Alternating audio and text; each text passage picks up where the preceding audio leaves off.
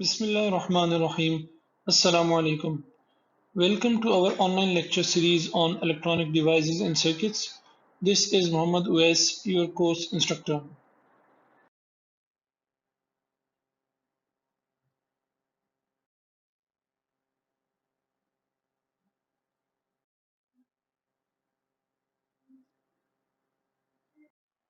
Welcome to the last major topic of our course, that is operational amplifiers. Operational amplifiers are very commonly used in electrical and electronic engineering और इनकी applications आपको different areas में मिलती हैं students. This is a very one of the most commonly used and a very important circuit building block. ठीक है. Operational amplifiers have been in use for a long time. अगर आप बात करें शुरू में तो बेसिकली ये बनते थे डिस्क्रीट कंपोनेंट से यूजिंग वैक्यूम ट्यूब्स और उसके बाद जैसे जैसे टेक्नोलॉजी इंप्रूव हुई तो ट्रांजिस्टर्स आना शुरू हुए along with resistance. So initially it was actually discrete. ठीक है. बट जब इनकी डिमांड बहुत ज़्यादा होने लगी तो आपके पास ऐसा ऐसा इंटीग्रेटेड सर्किट्स बनना शुरू हुए ऑपरेशनल एम्पलीफायर के. तो एक ही चिप होती थी उसी के अंदर तमाम ट्रांजिस्टर्स होते थे. ठीक है. On a single chip. But initially जब आप 60s में बात करते हैं तो इन 1960s इनकी परफॉर्मेंस इतनी अच्छी नहीं थी. बट जैसे जैसे इनका यूज़ कॉमन होता गया और जैसे जैसे इनकी डिमांड बढ़ती गई तो जो मैन्युफैक्चरर्स है उनकी तरफ से बेहतर ऑपरेशनल एम्पलीफायर्स आने लगे. आज मार्केट में हम देखते हैं तो आपके पास बहुत ही सोफिस्टिकेटेड ऑपरेशनल एम्पलीफायर्स अवेलेबल हैं जिन्हें हम बहुत कॉमनली यूज़ कर रहे होते हैं और यकीनन आप में से जो इलेक्ट्रॉनिक साइड में जाएंगे उन्हें बहुत कॉमनली इनको यूज़ करना पड़ेगा. Okay, let's discuss what we are going to discuss in this topic or what is expected from you. ठीक है कि what would be the learning outcomes. Basically यहाँ पे हम लर्निंग आउटकम्स की बात करते हैं तो वो आपके पास यहाँ पे डिस्कस हुए हैं. Let's discuss these in detail in next slides. So if you talk about operational amplifier, it's basically an integrated circuit as discussed in our previous slide. So internally अगर आप देखेंगे इस चिप के अंदर जाकर इस सर्किट में जाकर तो you will see a large number of transistors somewhere around 20-25 transistors which are connected together in a certain way. ठीक है. Along with some resistors and a capacitor. The overall circuit is a quite complex circuit. It's a complicated circuit and its analysis does not come under the scope of this course. तो जो advance course है इसका इंशाल्लाह इसके बाद जो next course आप पढ़ेंगे इलेक्ट्रॉनिक्स की स्ट्रीम में so that will actually be covering the analysis of that internal circuit. जैसे मैंने आपसे जिक्र किया कि op-amps are very commonly used. ठीक है. and the reason for that is it's very versatile. ठीक है. it offers versatility. वर्सिटैलिटी का मतलब ये है कि आप इसे डिफरेंट एप्लीकेशंस में डिफरेंट जगहों पे इस्तेमाल होते हुए नजर आएगा आपको. ठीक है. So you can use it as an amplifier for instance. You can use it as a comparator. You can use it maybe as a differentiator or as an integrator. So you just name it. There are various applications in which you will find operational amplifiers being used. इसकी वजह ये है कि basically जो ऑपेम्स होते हैं एक तो उनको डिज़ाइन करना बड़ा आसान होता है. ऑपेम के ज़रिए से किसी सर्किट को आपको बनाना है तो बड़ी आसानी के साथ आप इसको डिज़ाइन कर सकते हैं. These are easy to use. Apart from that जो इनका बिहेवियर होता है वो it's pretty close to the ideal behaviour जो थ्योरेटिकली हम पढ़ते हैं. ठीक है. एंड जो परफॉर्मेंस लेवल्स हैं वो भी काफ़ी क्लोज है जो हम थ्योरेटिकली पढ़ रहे होते हैं उसके. यही वजह है कि आप बड़ी आसानी के साथ ऑपेम के ज़रिए से डिफरेंट टाइप ऑफ सर्किट्स को डिजाइन कर रहे होते हैं और अपने सर्किट्स के अंदर उसमें यूज कर रहे होते हैं. So students this is the circuit जिसके बारे में मैं आपसे बात कर रहा था. If you see this is a quite complicated circuit at this level for you, but the point is this कि you see different transistors have been used. ठीक है. So you see some PNP transistors, you see NPN transistors है. So there are different stages. Basically जब इसकी analysis करते हैं तो हम इस सर्किट को डिफरेंट स्टेजेस में डिवाइड करते हैं और अलग अलग इनको एनालाइज कर रहे होते हैं. सो this is your first stage. ठीक है. Differential stage. और उसके बाद ये हाई गेन स्टेज है आपके पास. ये आपके पास बेसिकली आउटपुट बफरिंग स्टेज है. तो काफ़ी कॉम्प्लेक्स सर्किट आपको नज़र आ रहा होगा. You will C somewhere around 24 transistors BJTs आपको नज़र आ रहे हैं. ठीक है. और फॉर इंस्टेंस अगर आप इस पार्ट में आके देखते हैं तो यहाँ पे this called the reference circuit. ठीक है. So this actually refers to a current source circuit, ठीक है, लेकिन वो टॉपिक हमने पढ़ा नहीं है तो अभी यहाँ पे उसको हम डिस्कस नहीं कर सकते। So the point here is this कि आपको इवन इसको भी डिजाइन करने के लिए you need to know the basics of BJTs, और अगर आप मॉसफेट वर्जन में जाते हैं तो आपको मॉसफेट्स का पता होना चाहिए, ठीक है। So therefore, it is due to this reason that we carried out detailed analysis, the detailed DC and detailed AC analysis of BJT amplifiers and other BJT circuits, ठीक है। तो यहाँ पे आपको डिफरेंट कॉमन बेस सर्किट मिलेंगे, common आपके पास emitter circuits भी मिल रहे होंगे, ठीक है। बट अगेन यहाँ पे हम उसको इस कोर्स में डिस्कस नहीं करने जा रहे हैं।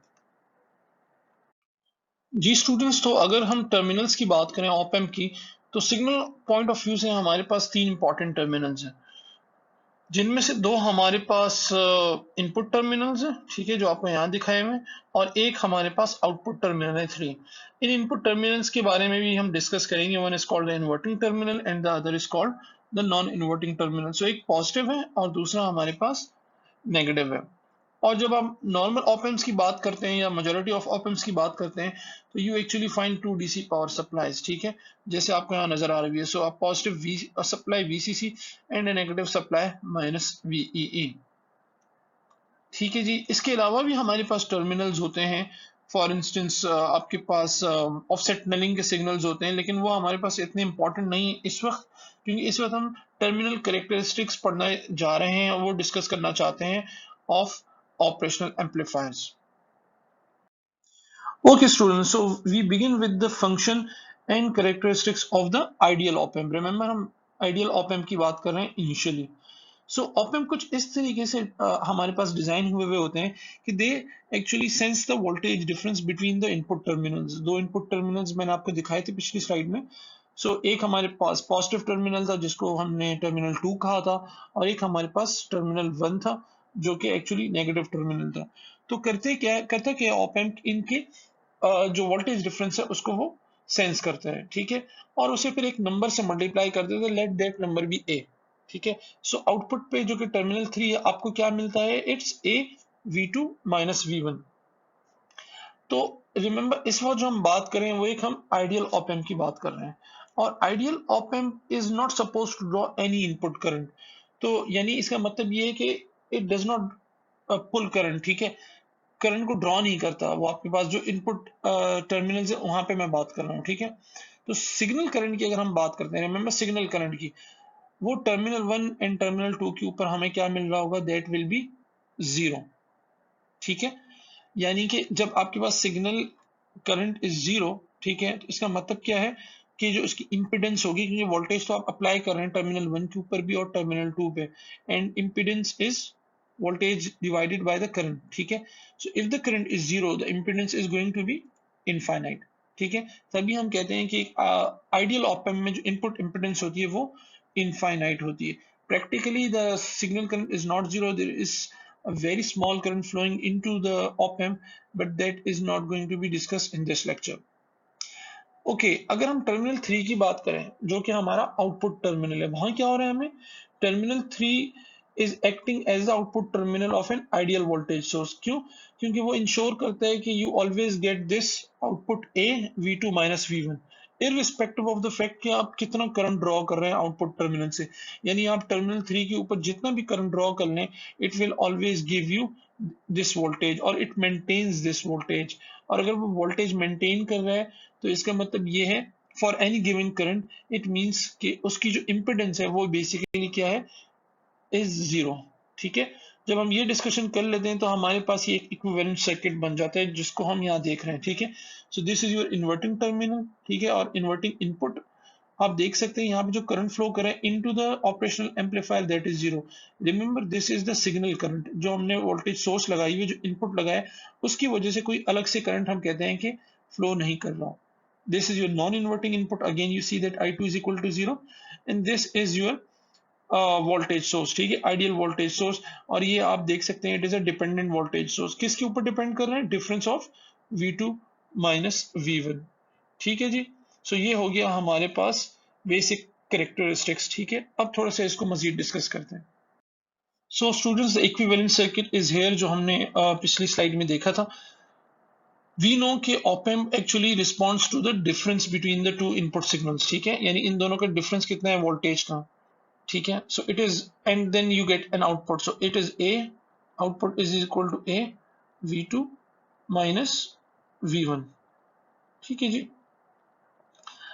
अगर V2 माइनस V1 आपके पास दोनों सेम हो जाए, ठीक है, अगर हम इनको आपस में सॉर्ट ऑफ कनेक्ट कर दें, शॉर्ट कर दें, इस तरीके से कॉमन कर दें, उस केस में क्या होने जा रहा है, जो आपके पास आउटपुट आने वाला है, output will be equivalent to zero, ठीक है. So this is refer to common mode, ठीक है. और इस वक्त आपको गेन मिलता है, that is called the common mode gain. So आप बेसिकली देख रहे हैं कि जब आपने दोनों को कॉमन कर दिया, दोनों इनपुट सिग्नल को, तो आपको आउटपुट जीरो मिल रहा है, यानी कि जो आपका कॉमन मोड गेन है वो आपके पास जीरो है. और इसे हम कहते हैं कि infinite common mode rejection. Rejection infinite है, यानी अगर आपके पास, देखिए इसे कंफ्यूज मत होइएगा, जीरो कॉमन मोड गेन है, इसका मतलब ये है कि जब आप gain is zero, so gain is output upon input. So gain को जब आप इनपुट से मल्टीप्लाई करेंगे तो आउटपुट क्या मिलने वाला है, आपको जीरो मिलने वाला है.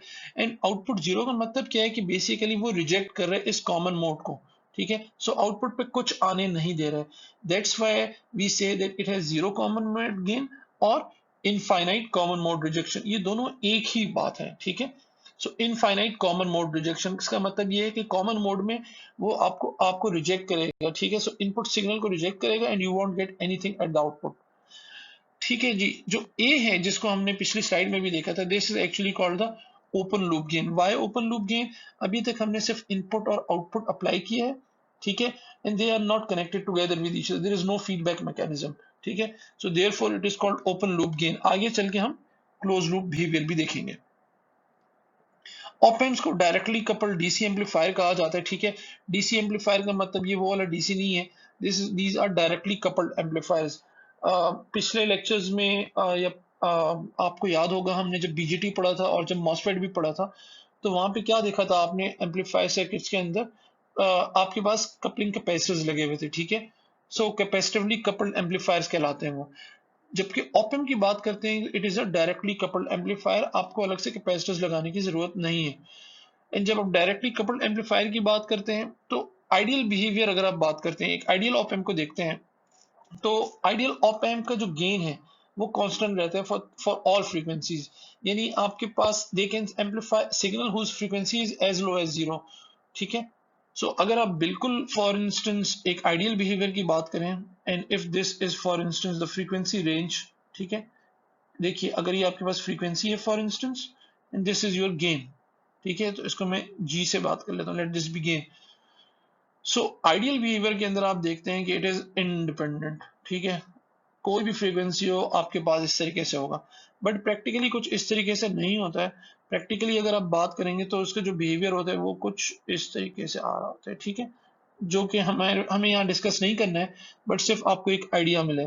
सो आइडियल ऑप एम्प में हम बात करते हैं कि it actually amplify signals of any frequency, ठीक है. सो ये हमारे पास कुछ करेक्टरिस्टिक्स होगी. इस स्लाइड में हमने क्या एस्टेब्लिश किया कि the common mode gain is zero और the common mode rejection is infinite, ठीक है. एंड लास्टली हमने कहा कि it is a directly coupled amplifier, so it can amplify any signal, ठीक है, जिसकी और फ्रीक्वेंसी की अगर आप देखें आइडियल ऑप एम्प की, तो it is independent of frequency, the gain remains constant. Practical amplifiers में जब आप देखते हैं तो आपके पास इस तरीके से नहीं होता. ऑल्दो हमने फ्रीक्वेंसी रिस्पॉन्स नहीं पढ़ा हुआ, लेकिन एक आइडिया देने के लिए मैं आपके साथ यहाँ डिस्कस कर सकता हूँ कि आपको याद होगा हमने कॉमन सोर्स एम्पलीफायर, इसी तरीके से कॉमन एमिटर एम्पलीफायर वगैरह हमने पढ़े थे. तो वहां पे अगर आप देखते हैं, if this is your frequency, ठीक है, and if this is your gain, तो आपके पास जो रिस्पॉन्स होता है वो कुछ इस तरीके से होता है, ठीक है, वो कुछ इस तरीके से होता है. मैं बिल्कुल एक रफ सा स्केच बनाने जा रहा हूँ. सो और कुछ ये हो गया. So this is the reason, यहाँ पे जो आपको गेन मिल रहा है, ठीक है, इस रीजन के अंदर ये आपके पास यहाँ पे गेन कांस्टेंट रहता है, ठीक है, ये इसका फ्रीक्वेंसी रिस्पॉन्स कहलाता है, जो कि हमने नहीं पढ़ना था, ठीक है. So this is for instance F low, F L कह लें, ठीक है, आप इसे, और यहाँ पे अगर आप बात कर लें तो this is your F H, ठीक है.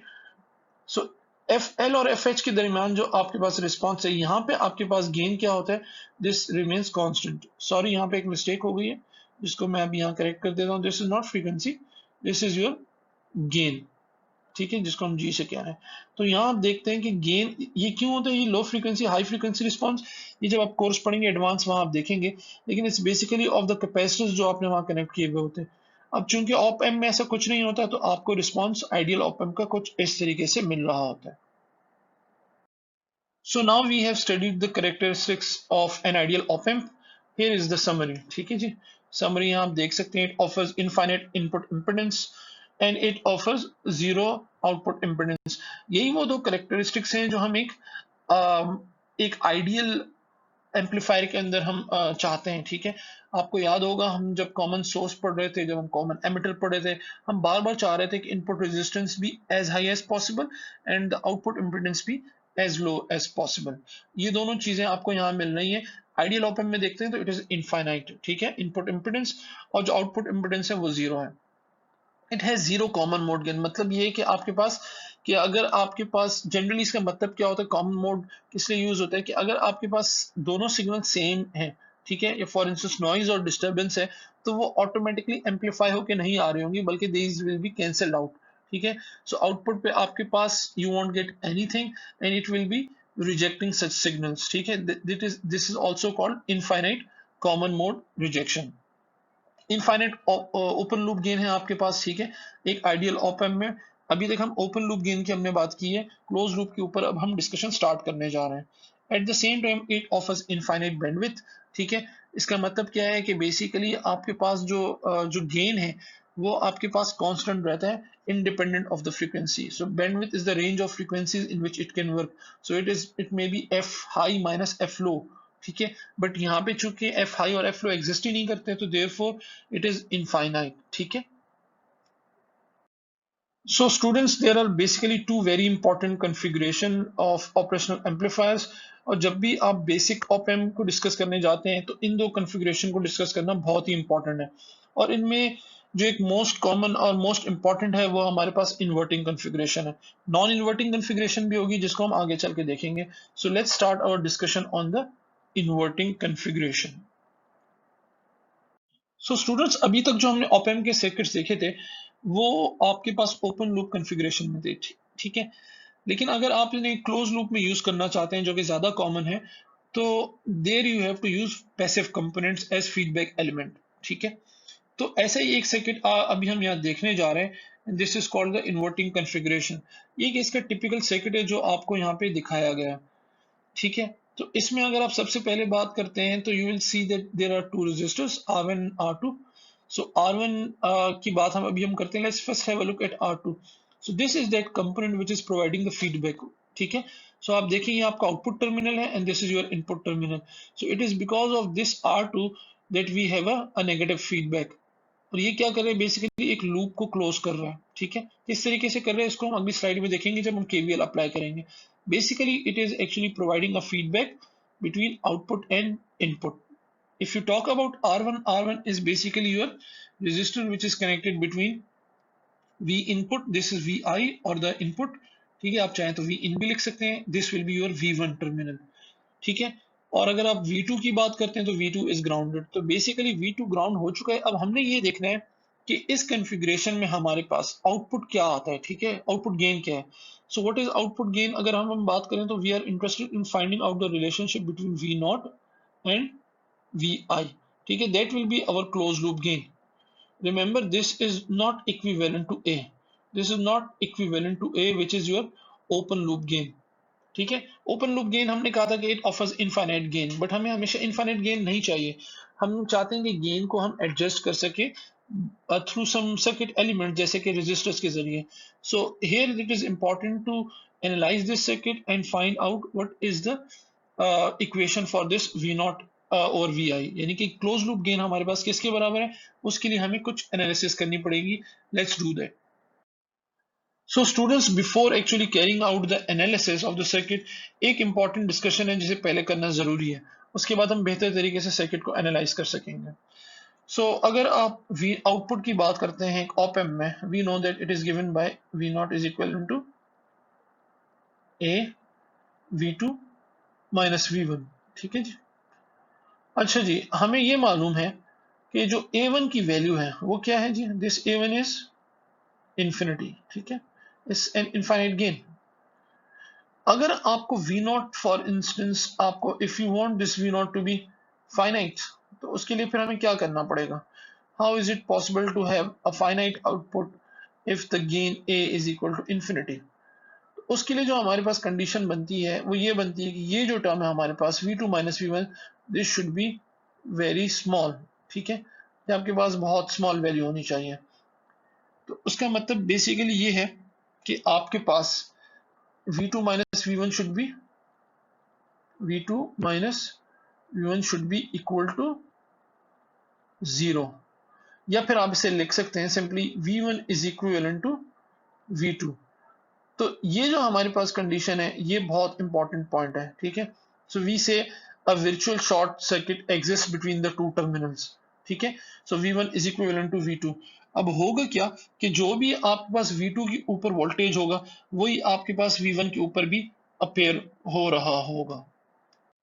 एंड रिमेंबर स्टूडेंट्स, ये जो हमने डिस्कशन की है कि v1 is equal to v2 and we say कि एक शॉर्ट सर्किट हो रहा है, this is not a physical short circuit, this is a virtual short circuit. So it appears कि आपके पास एक शॉर्ट सर्किट है बट प्रैक्टिकली एक शॉर्ट सर्किट होता नहीं है, बट जो वोल्टेज होता है v1 that is equal to v2। ठीक है, इसका मतलब क्या है बेसिकली कि जो भी वोल्टेज आपके पास टर्मिनल 2 के ऊपर आ रहा होगा वही आपके पास टर्मिनल 1 के ऊपर अपेयर हो रहा होगा। क्यों? It is because of this fact of infinite gain. ठीक है ji, and this is that important point जो मैं आपके साथ पहले डिस्कस करना चाह रहा था सर्किट को एनालाइज करने से पहले। ठीक है जी, मैं जरा इसको थोड़ा सा रब कर दूं और उसके बाद फिर हम जो मजीद डिस्कशन है इस स्लाइड के ऊपर वो हम देख लेते हैं। ठीक है जी, ओके।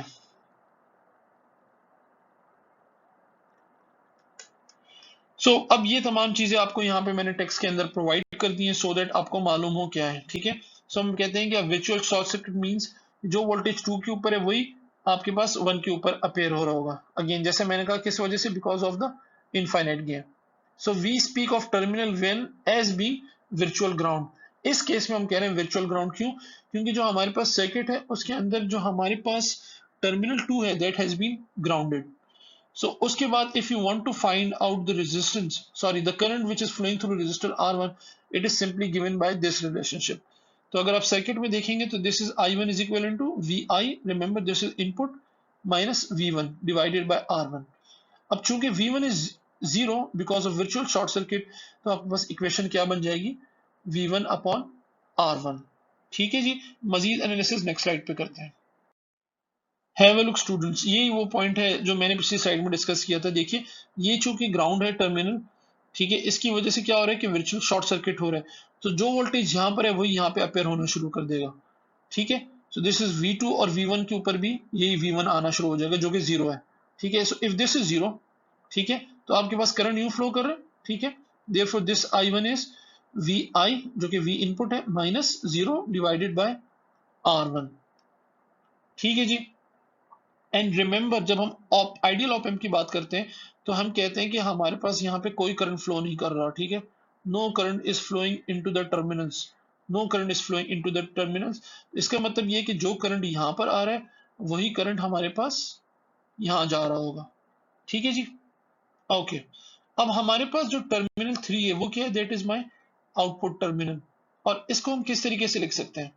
उसके लिए हम कहते हैं कि V naught is equal to V1 माइनस I1 R2। ये बेसिकली रिलेशन हमारे पास किस तरीके से आया है? This is nothing but just the KVL।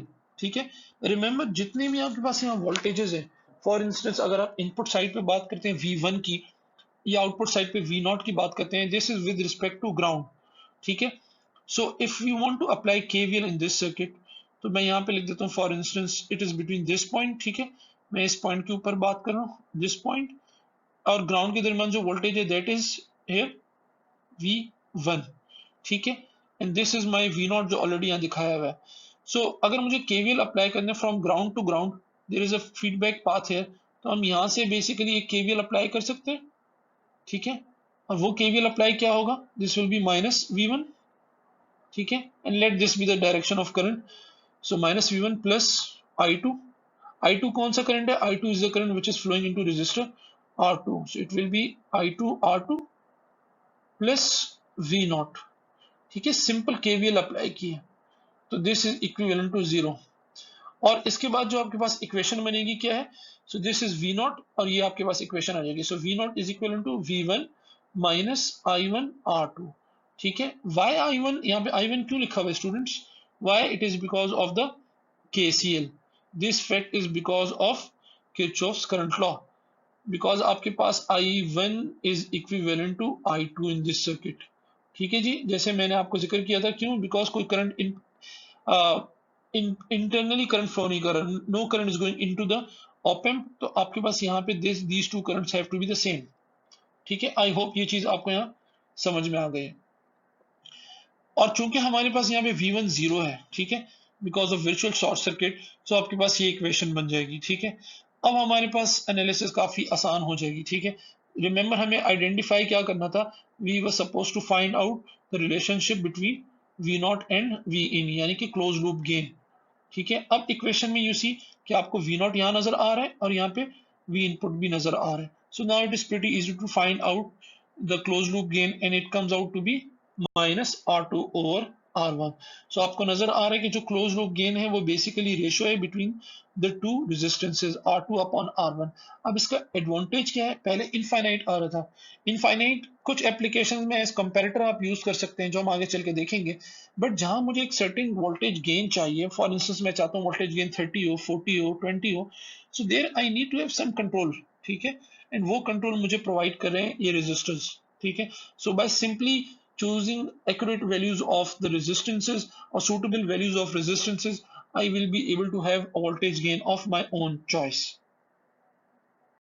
So students, this is the circuit for inverting configuration, ठीक है, हम पहले भी देख चुके हैं।